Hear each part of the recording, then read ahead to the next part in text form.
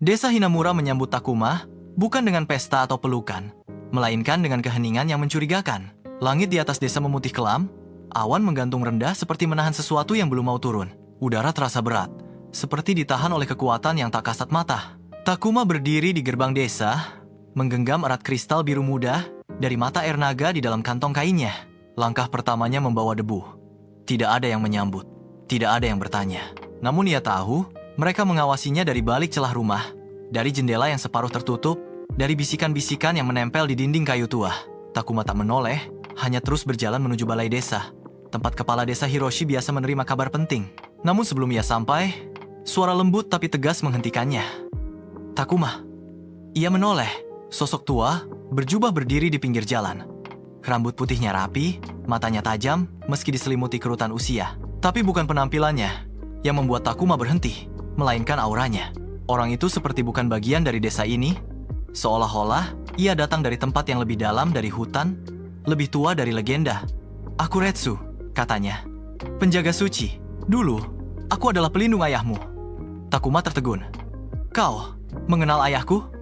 Penjaga suci itu mengangguk pelan. "Lebih dari sekadar mengenal. Aku bersumpah melindungi garis keturunan Mitsuro, sang penelusur cahaya. Dan kau adalah darahnya." Takuma merasakan denyutan aneh di dalam dadanya. Seluruh hidupnya, ia tak pernah benar-benar tahu siapa orang tuanya. Mereka hanyalah bayangan samar dari masa kecil, terbungkus kabut kenangan yang tidak lengkap. Dan sekarang, ada seseorang yang menyebut ayahnya sebagai penelusur cahaya.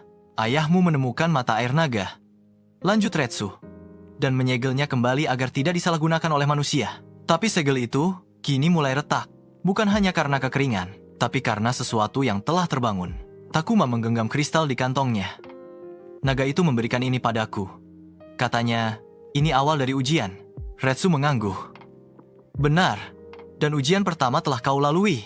Tapi sekarang, mata-mata dari kegelapan dalam sudah menyadari kehadiranmu. Mereka akan datang, bukan hanya untukmu, tapi untuk menghancurkan segalanya yang pernah dijaga ayahmu."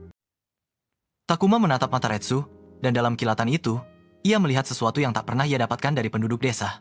Kepercayaan. "Aku tidak tahu banyak soal dunia ini," ucap Takuma perlahan. "Aku hanya anak yang dibuang.